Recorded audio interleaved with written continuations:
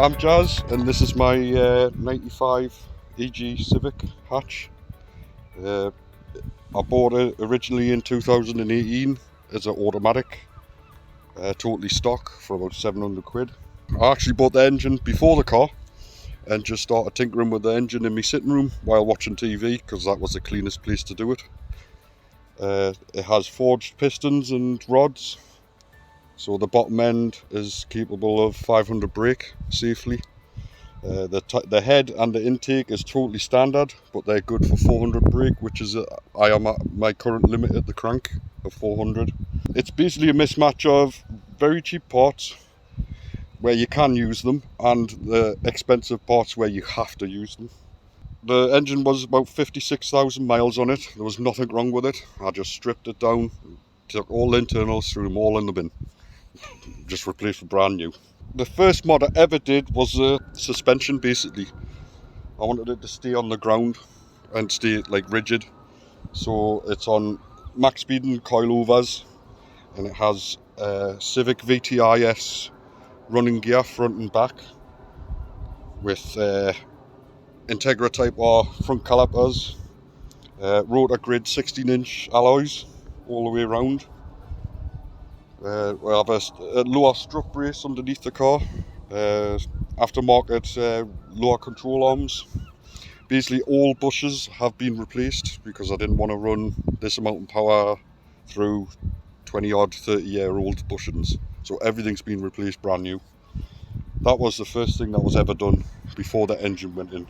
I had everything ready, all the turbo stuff ready, and I ran the car totally NA.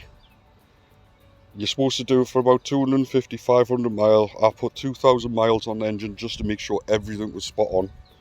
It ran sweet as a nut, and I just whacked the turbo on, and then we just had fun from there. It has an EB, get this, an EB £100 turbo on it, which is a 3076. It has a top mount cast manifold, which are usually about £250. I paid £28 for that, brand new. Intercooler piping, I think I bought that off someone that was modifying a Corsa VXR. I think I only paid 30 quid for most of the piping, so I used most of it, not all of it, because it wasn't the way I wanted it. I wanted it to be a certain way, so I had it modified at different shops. I can't weld alley, so I had to pay for that to get done. A 2-inch thick core radiator, which is about an inch thicker than the standard one. It does have a brand new standard radiator fan, because the aftermarket thin style ones just weren't up to it. They kept dying, kept blowing. I had one at the front, one at the back. They just kept blowing. Nothing to do with coolant, it was just, they just couldn't keep up with it. The drive shafts from the automatic that used to be in here, I'm currently running them and chucking loads of power at them.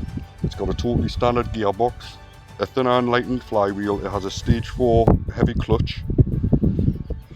It has absolutely solid EB mounts all round. Basically the only thing that moves is the whole car. The engine stays where it is. There is no play whatsoever, because I knew for a fact with the power I'd be running, it'd probably end up ripping it off its mount anyway, so luckily it stayed where it is. The fuel rail is aftermarket, but it's an EB AEM copy. Basically it doesn't have AEM written on it, but it's exactly the same diameter as. I do have a legit Speed Factory 3-bar map sensor for the power that I'm running. The Bosch EV14 1000cc injectors, legit ones.